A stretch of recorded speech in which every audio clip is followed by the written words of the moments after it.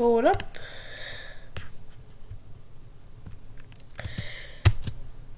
Hey, B15 tunes to me, Blake15, and today we're going to be reacting to the 10 biggest scams ever on broadcast TV. Ever broadcast on TV. I'm your host, and 3, 2, 1. It's no secret. A lot of what we see on the television or internet is false. But the FTC still tries to keep TV programs and advertisements from lying to viewers in the first place. But sometimes scams can slip through their fingers or go unnoticed, and then we can get TV deception on a massive. Whatever you do, I don't know what that number leads to. I warned you, don't call that number, because I don't know what it goes to. Don't call it. I don't know how to censor things without censoring the full video. So don't call that number. Massive scale broadcast to everyone. Unfortunately, these scams can really hurt people, or they can just be a nuisance that lightens our wallets. Sometimes broadcasts have even gotten hijacked and we've gotten some really creepy novelties. I think it's an... Alright, gotta make a disclaimer in this video for smart Alex. Don't call any numbers in this video. None. Ever. Don't call them. Unless, I don't know if it's good or bad. I'm not gonna call it myself. Don't call the numbers. Interesting subject and worth a look. So let's take a look at the worst of these deceitful exploitations. These are the 10 biggest scams ever broadcast on television. And obviously, this isn't an attack on any particular person. This is just us taking a journey and shedding some light on some good old-fashioned BS. With that said, let's begin. And starting at number 10, the 1-900 number scams. These 1-900 ads were just unbelievable. Most of these 1-900 calls were $2 a minute, which would be nearly $5 a minute nowadays. That's very costly when most of the time someone was just telling you a load of bullcrap. And some of the junk they came up with was more than outright scams. Some of it was so stupid it was barely comprehensible. Take this service, for example. Cute little dog you've got there. But hold on, in a previous life he could have been George Washington. Oh, no. Nice cat. Perhaps Annie Oakley? And look at him, why it's Napoleon. They say over 18. Let's be to it up, German bear, don't touch it, German what, do it up. What adult is honestly going to call this number? Hey Boo, let's call and find out who my cat Shadow was. Look, don't call the number, you two. I'm sure it was the Prince of Wales. It's probably not even active anymore. Let me show you. Hello? Have you been a naughty boy?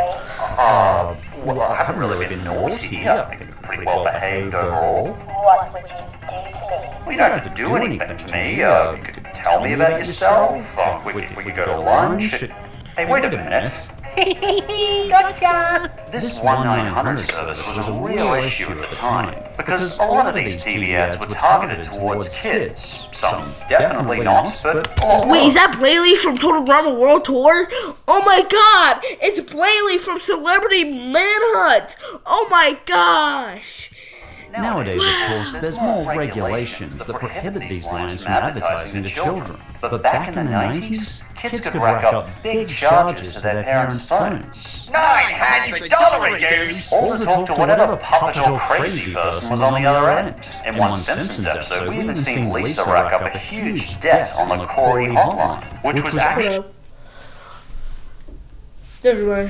a real number in the 80s that you could call. I don't get the appeal personally, but if there had been a number saying I could call Britney Spears when I was 12, I would have called it. Britney Spears was my crush. But even all that aside, that was the weirdest thing you could do.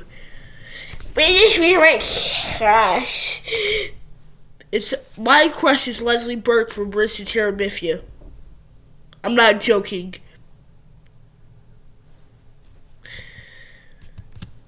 Some ads just didn't make sense. Like, can you make sense of this ad here?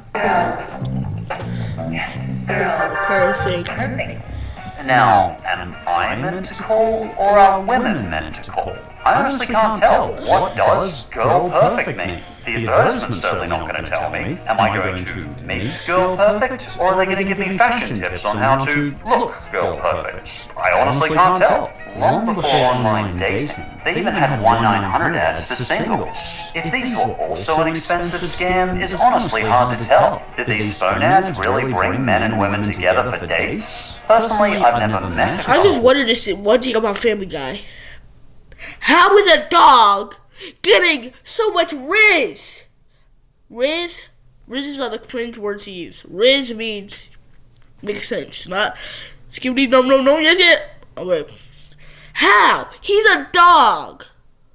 Rizzing up about 20-year-old girls. How? People who met through these 1-900 single services, but maybe they're out there. But what was the very first 1-900 number in 1977? Why, that was the Ask President Carter program. That's correct. The very first one of these numbers put you on the phone to the 39th President of the United States. You know, in case you had any questions for him. And honestly, respect for doing that, sir. How a number where you literally talk to the president turn into such a scamming, fraudulent waste of cash? I don't know. Man, what do we got for number 9? The Who Wants to Be a Millionaire? Coughing Cheat. And just a reminder, this isn't an attack on any individual or person. Many years have passed since this, and I wish the best of health to anyone involved. But game shows have never seen cheating quite as famous, or possibly obvious, as this one. Why don't you try your hand at the $1 million question? I'm about to tell you, might not be what you want to hear, but you have to hear. No, I Don't don't. like see a video where there are tons of pauses and A number 1 followed by 100 zeros is known by what name? Is it A, Google, B, Hold Megatron, up. A number 1 followed by 100.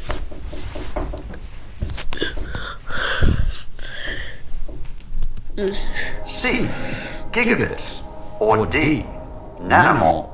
If you answered Nanomole, I appreciate you trolling the question. It's pretty obvious, isn't it? Because nowadays, this is an easy question. I'm I mean, confused. Back to the Future 3 in the 90s, it was an easy question. For many, that $1 million would have been in the bag. Hold up. I'm trying to process this. Never mind. However, for Charles, just like many questions before it, he stumbled. I probably would have stumbled even more, but, you know, he struggled. However, there was one last-minute plan in place to cheat the way to $1 million. Before Charles, there had only ever been 2 people that had won the top prize. Regarding this, a former floor manager named Phil said, Even the cleverest people could only get small wins. It only takes one thing you don't know about and you're done. It's very unusual to actually win a big prize. By the first night, our buddy Charles had established clearly that his win was definitely unusual. He wouldn't admit it after, but even the host was looking a bit dubious. Why do you think it was? I'm sure it had made in Switzerland or something on it. Swiss made. Following the first night on the show, it was clear his general knowledge was abysmal, just as mine would have been. I really haven't got the Scoobies. Never heard of it. And by the end of the first night on the show, he'd already used 2 out of his 3 lifelines. That night, his wife and his friend Tekwen developed a plan. It was simple. Lifelines. That night, We showed out the wife. Because that looks like a man. And I'm being very honest. That does look like a man. Like, look. Manly face. Look at her in the background. Look at her. Look at her. Him or her. Yeah, I have to say him or her. I don't know if it's a man. His wife and his friend Tekwen developed a plan. It was simple. Tekwen was going to answer the questions for him. but how? Yeah, exactly. Tequan was going to cough on the right answer. When the question was asked, Charles would futz around with his answer, waiting for the coded cough from Tequan pointing to the correct answer.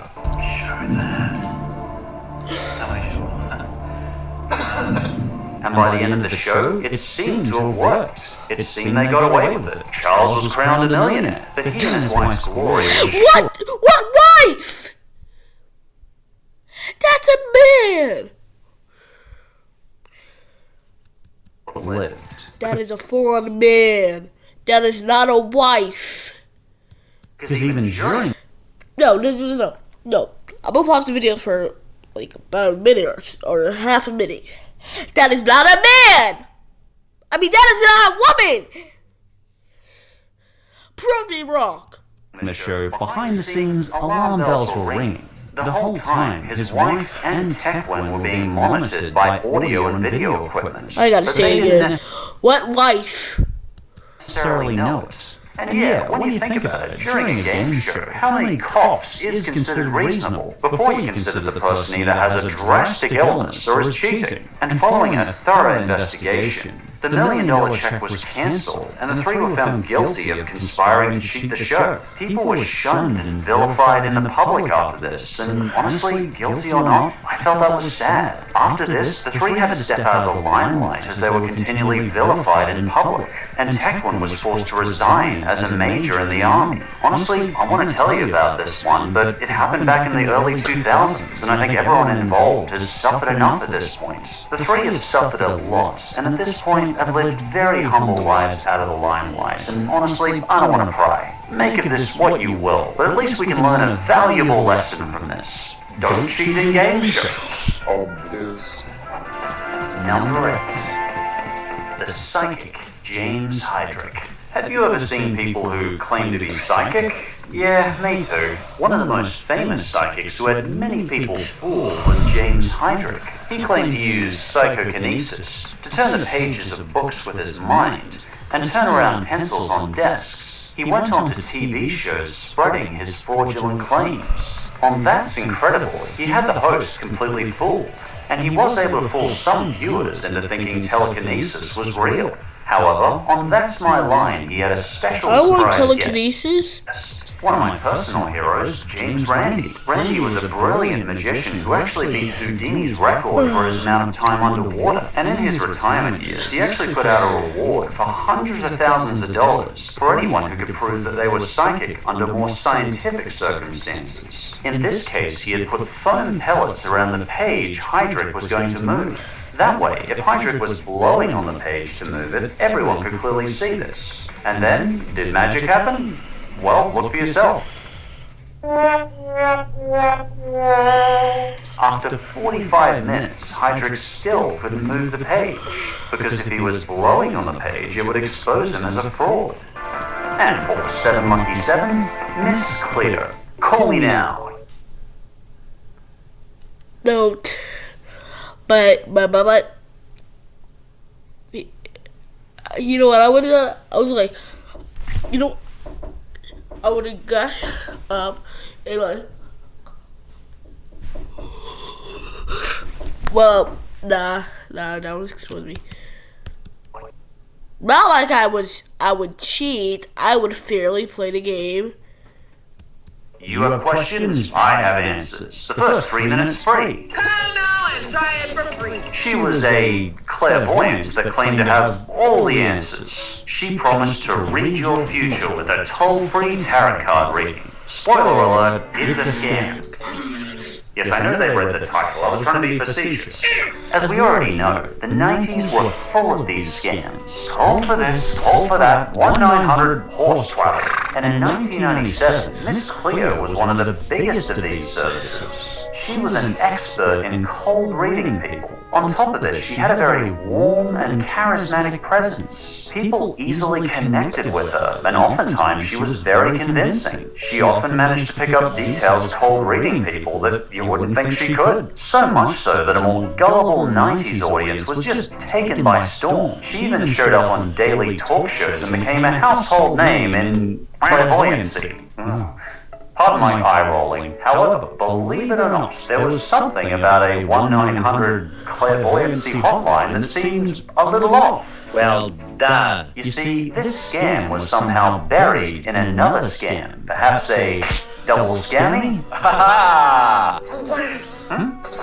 Oh yeah, they claimed it was toll-free as well. I guess that makes this a triple scammy. You see, following her unexpected rise to fame, an opportunity was presented to Cleo by two rich white businessmen. They wanted to take advantage of Miss Cleo's charisma, and a very, very successful 1-900-90s call center was established. The call center was occupied by many quote-unquote psychics. Yeah, these people were just as psychic as Miss Cleo herself. Apparently people wanted original psychic readings, and they were using scripted readings in this call center.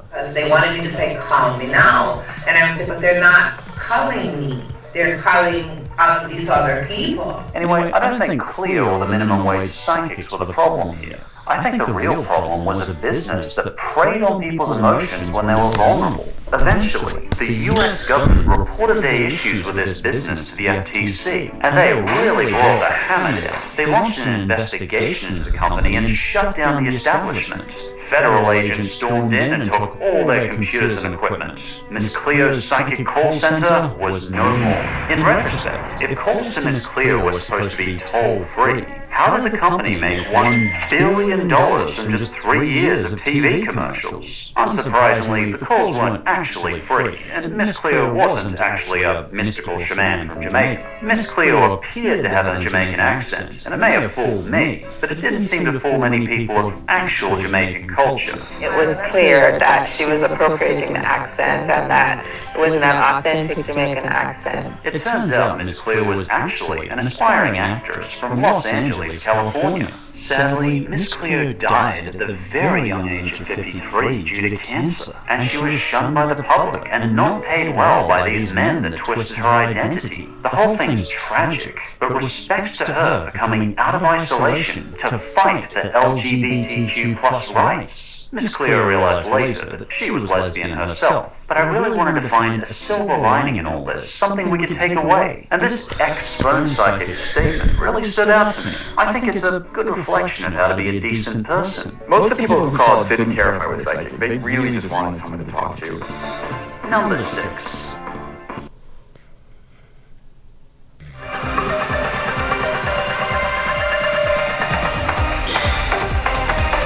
Not trying to get canceled. I'm not gonna say anything. Just know it's cancel worthy.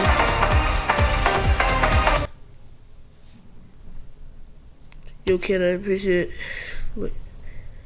Hey, no problem, Biggie. Yeah, Biggie Smalls. No problem. Skechers shape-up shoes. Well, with a name like Skechers, what were we really expecting? For these shoes to not be sketchy? It's literally in the name. So if you don't mind, That was the corniest thing you could have ever said. Like, that is so cringe. That's so cringe, I didn't think of that.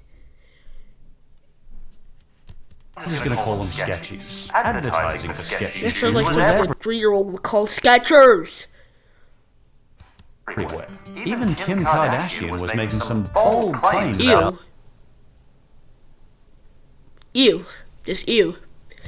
these shoes. She said, "What never gets sick? I'm dumping my personal trainer for these butt-toning shoes. Yeah." Can I have that donut, if you don't mind? It's not someone else. It's something else. You don't need a personal trainer anymore? I can't sit. Skechers commercials were making some mighty bold claims about these $100 shoes. They even said you didn't need to set foot in a gym for these sneakers to help you lose weight. With shape-ups, you can finally get That in was a shape joke. without going to the gym. They also claim these sketchy shoes would increase muscle activation by 85%. Apparently they'd somehow magically cause weight loss, improve Show your circulation, and toes. Why show your toes? You got any empirical evidence to support these claims? No! No! No! Yeah, I didn't think so. Alright, I get How it. do they think people would buy this? As someone who uses the same crappy shoes for his 25 to 42 kilometer mountain jogs, I can say with certainty how often I run up that exhausting. I got some SpongeBob shoes. Like, I actually do have SpongeBob shoes. I'm not about to go all the way down. Are they in here? If they're in here, I'll get them. But I don't feel like going all the way downstairs. Has a lot more to do with my aerobic fitness than what sneakers I use. Good Snickers? Did you just say Snickers, my guy? What candy? Alright. They just won't help your aerobic fitness. Anyway, needless to say, the Federal Trade Commission was not happy, Jan. Given there was zero scientific evidence, they considered this deceptive advertising. Anyway, FTC stepped in and fined Skechers $40 million. It was fake. Just like how Kim Kardashian is. All fake.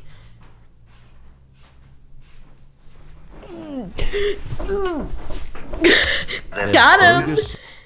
Misleading advertising. And honestly, it's nice to hear that sometimes advertising is held accountable. At least there's a watchdog that looks out for consumers in television. I think David from the FTC made a strong point on this case. Either shape up your substantiation or tone down your claims. And, reluctantly, number 5. Also, just a reminder, the 30 episodes of Blake and Friends are coming out on 125 Day. 125 Day is January 25th. Get it? 1, as in the month. 25, like 2-5, as in the day. Yeah. Kevin Trudeau. I know I could learn how to pronounce his name, but I just don't want to. Please excuse me in advance. This one was difficult for me to keep calm on. Dubbed the king of infomercial scams, selling hope to desperate people through disinformation. If you don't mind, I'm just going to refer to him as the guy. This guy first rose to prominence for infomercials promoting his book. The title, Natural Cures, quote-unquote, they don't want you to know. Okay, question I've always wanted to ask these nut jobs. Who is they? Who? Scientists? Doctors? Medical professionals? Are they? The people who work 12-hour night shifts to try and save our lives in hospitals and research centers? Parliament? Are they talking about Parliament? Do they think Parliament likes pouring billions of dollars into healthcare to stop people dying when there's apparently a natural, cheaper cure? Sorry, I said to keep it brief. Moving on. Fortunately, the Consumer Protection Board was quick to tell people that the book contained no actual cures. It didn't even contain unsubstantiated bullcrap cures. Instead, it only contained instructions on how to subscribe to a $499 lifetime membership service to learn the cures. Despite the warnings, the book still sold over 5 million copies. In fact, it sold so well, he was soon on television again, spruiking his new book, Debt Cures. I'm covering my feet real quick. I don't need y'all seeing my feet.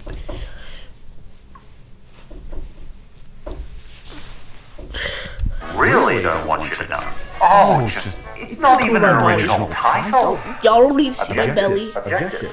The first quote-unquote cures were garbage, non-science-based claims. What were we really expecting? Including that the sun does not cause cancer, and sunscreen somehow causes cancer.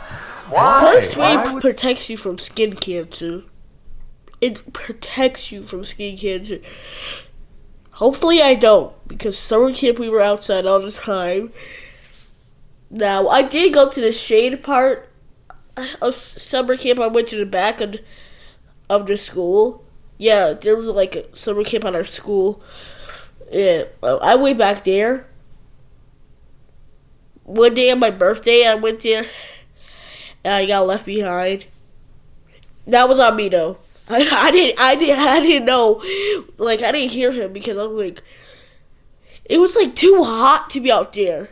Way too hot.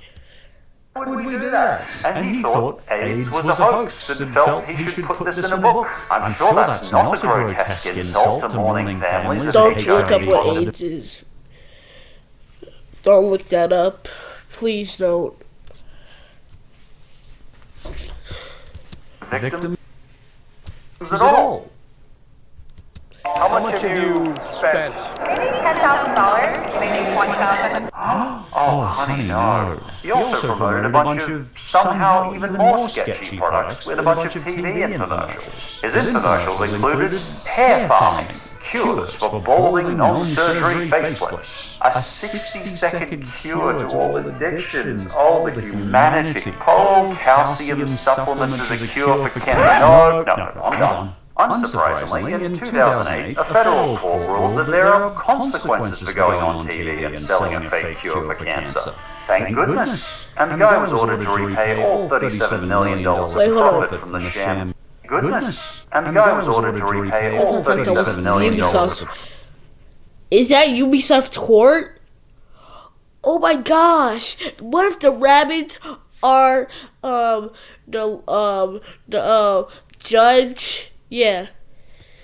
Profit from the sham coral calcium supplements. He failed to pay a cent, and he was sentenced to 10 years in prison. But the most depressing part to me was the comment section of this news article about him being jailed. It was all filled with creepy comments claiming the government hunted him and he needs to be freed and... Oh, the government didn't hunt him, the FTC did. And the FTC didn't even hunt him, they just asked him to repay the $37 million of profiteering from victims of cancer. Is that really that unreasonable? And he didn't shell out a dime for those cancer victims. Depressing comments aside, I think it was a small minority of people that bought into these schemes. But, you know, people deserve better than that. Oh, I like this one better. Number 4. The shake weight. Oh, I think we need something light and silly after that. Didn't I see that in South Park? Just the fact that a boardroom full of adults thought this was a good idea for a product makes me chuckle. No one claimed anything terrible, no one claimed it was going to cure you of a nasty disease. The shake weight was just a dumb workout idea. Apparently, the shake weight had dual moving weights called Stop holding it like dynamic that. inertia. What's a stupid name? These dynamic inertia supposedly engaged your biceps and triceps. In fact, the commercial boldly Why does it move like that? Why? Stop staring into my soul! You know what? No. I'm not even showing my face. I can see through the blanket.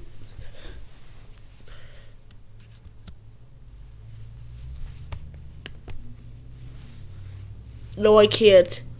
No. Oh my. Results of the shake weight within 9 seconds. If you had the shake weight in your hands right now, you'd feel the results before the end of this commercial. Ma'am, who are you kidding? How did you say that to the camera with a straight face? In the comments to this commercial, probably my favorite comment was from Miss Moose Bubble. I once saw a shake weight at my gym and I picked it up out of curiosity. I even shook it a couple of times to try and get a feel for it. Some dude I had never seen before walked by me and simply said, I saw that. No judgment, man. Looking at it, it is tempting. Oh, and now number 3. The Max Headroom incident. I've heard some people call this the most disturbing hijacking in the history of American television. And seeing it, yeah, I get where they're coming from. Imagine it's 1987. You're in a dark room late at night. No. I don't exist. And you're watching a Doctor Who episode. Then suddenly, the television goes black. Moments later, a person with a strange mask appears on your screen. The strange background is moving wildly. The guy's mask is based on Max Headroom, the first computer-generated TV presenter. And what does this disturbing figure do or say? Well, he calls Doctor Who a nerd. And he sings a theme to Clutch Cargo.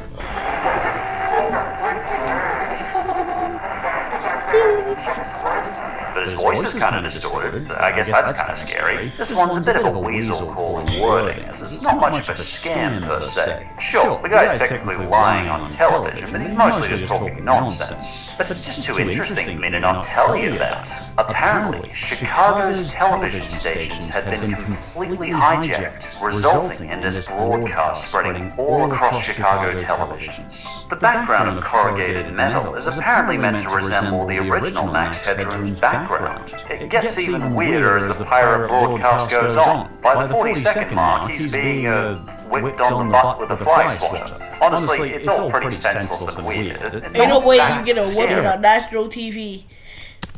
Just kind of funny, though it really shook some people up back in the day. Nowadays, this TV hijacking is a cultural phenomenon, with a surprising amount of Max Headroom incident merchandise. In the comments, I think Times New Rogan summarized the responses very well. Adults reacted by saying this was horrifying, vile, and inappropriate, but the little kids thought it was hilarious. Perhaps the biggest question to the internet nowadays is just who did this? Has a now 60 to 70-year-old boomer prankster ever been caught? Well, there's been plenty of speculation over the years. According to Wikipedia, Max, his buddy, and his whipping lady likely had two origins. Firstly, the whole thing could have been an inside job by disgruntled employees, or it could have been Chicago's underground hacking community. Despite decades passing and an intense FCC investigation, the culprit was never found. But who knows? If an FBI agent gets bored sometime, maybe he can try and track down this now elderly trickster. It's cool to see nowadays that the Max Headroom hack has become a cyberpunk hacking trope. It's influenced Jack Nicholson's Joker, or even the plot in V for Vendetta. So thank you to that weird hacker boomer and stupid mask. You've really inspired some cool creative tropes.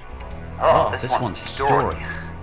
The Fire Festival. If it sounds too good to be true, it's probably false. The giant blue anthropomorphic hedgehog wasn't wrong, and few things demonstrate us this point further than the fraudulent event that was Fire Festival. It was promoted on a massive scale on social media like Instagram. Fire Festival promised luxury camping sites, world-famous celebrities, and pristine facilities. This ad was broadcast all over social media. It showed supermodels on the beach in luxury yachts, seeming to look as as possible. For a while, we just couldn't escape this Fire Festival advertising. The problem was, these commercials were Fire Fest for 60 people. It was luxury events and supermodels, and they promised in this commercial everyone would get to luxury events and supermodels. And they promised in this commercial everyone would get to experience this. But this commercial was one hell of a lie. How did this all start? Well, a fellow named Billy had deceived his investors, obtaining $27 million to fund the event. The event was promising a luxury party in the Bahamas. And the Bahamas is known worldwide for its beautiful luxury vacation islands. Unfortunately, the Bahaman government had not actually given Billy permission to use any Bahaman island for his Fire Festival.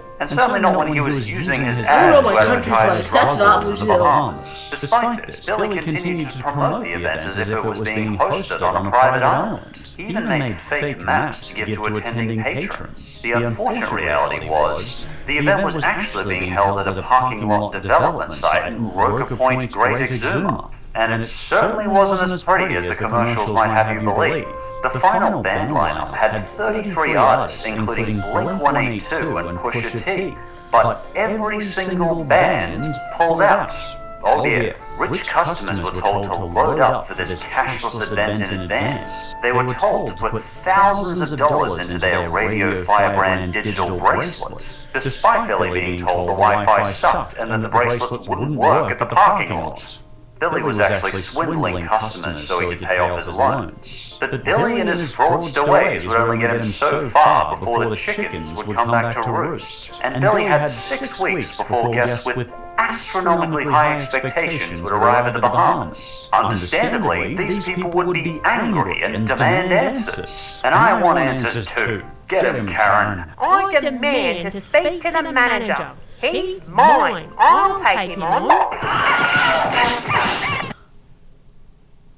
Great content needs a great audience. Like Man, I already got a great audience. I love all of them.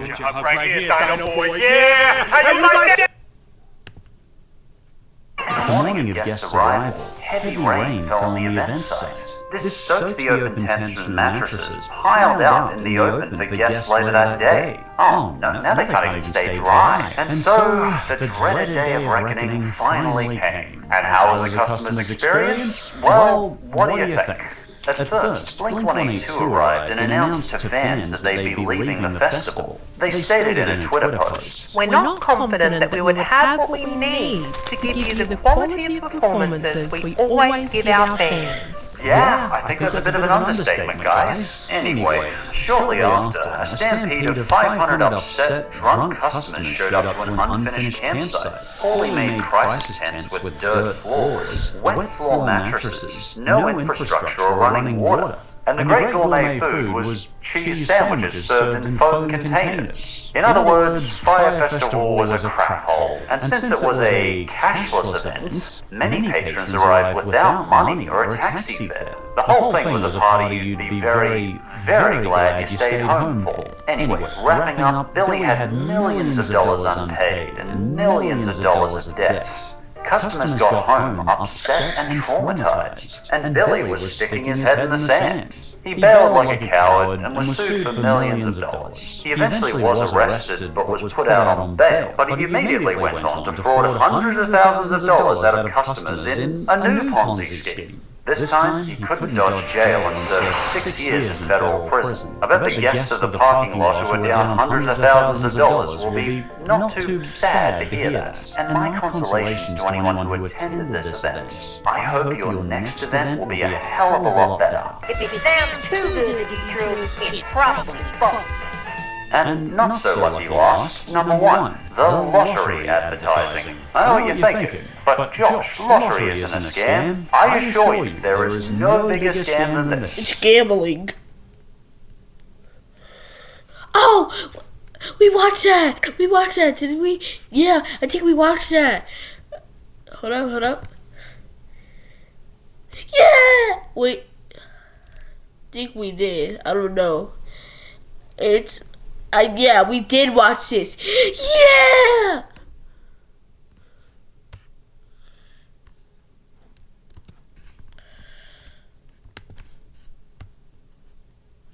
But lottery's based off of luck.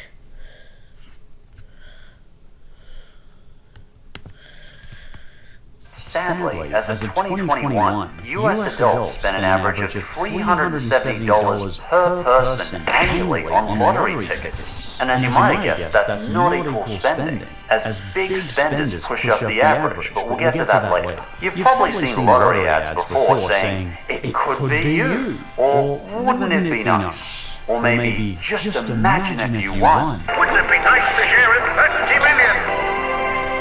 You won.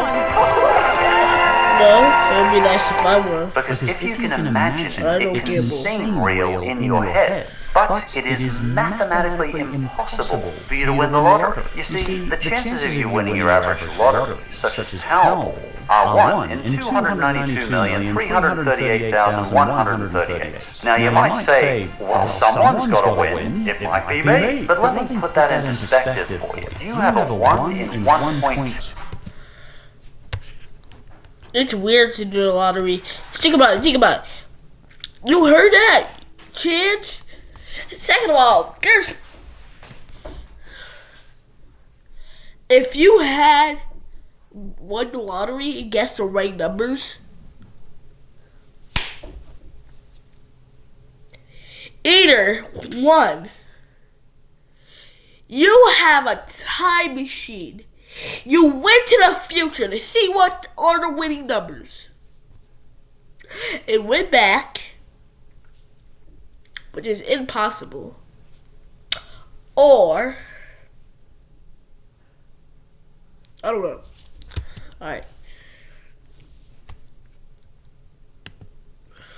2 million chance of being struck by lightning per year, or a 1 in 35,000 chance of dying in a cataclysmic storm. But the chance of either of these happening to you are tiny, minuscule. You wouldn't even consider them. But when you take that number, you are 8,348 more times more likely to die in a storm than win the lottery, and 243 times more likely to be struck by lightning. And both of those are almost impossibly unlikely to happen to you. That makes the chances of winning the lottery so astronomically tiny and insignificant. It could technically be claimed it's lying to say it's even possible for you to win the lottery. And your odds of winning don't increase by playing frequently. The chance remains 1 in 292,201,338. There is a very significant possibility that of all the 231 million people who have viewed my videos,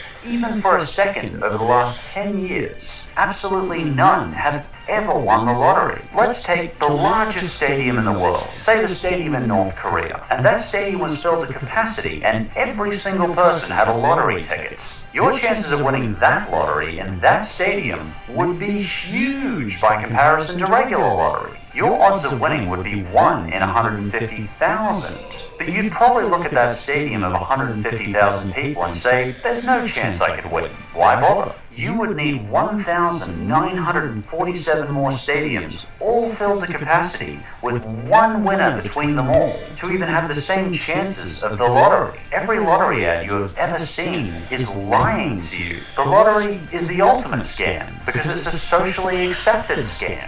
People can spend their money how they want, but I would implore them to spend their money on something real. Put that money in a bank. Give it to a homeless person. Help buy an ice cream. Anything but the lottery. And with $370 average spent by all Americans per year on the lottery, obviously that doesn't mean everyone is spending money on the lottery. It's worse because a small amount of heavy players are spending way more money than that per year on the lottery. And the lottery preys on desperation. Because Harvard and Kennedy School studies have found that the most of the lottery players are on low income. The people who play the lottery are often the people who need that money desperately. Lottery instills false hope on people and preys on the poor. Some consider the lottery a disguised tax on those who can least afford it, and you can probably see why. Fun fact, if those spenders put that $5 per week into a retirement account instead, the minimum they would end up with is $25,000 extra in retirement. And that is a lot more fun than 40 years of disappointment.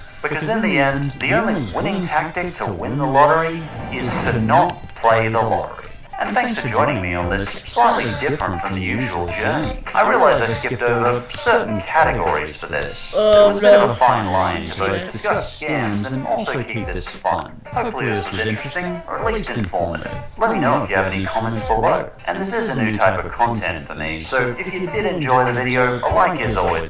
Alright, yeah, I'm editing the video before I get, because I got something to do. Bye, B125 team.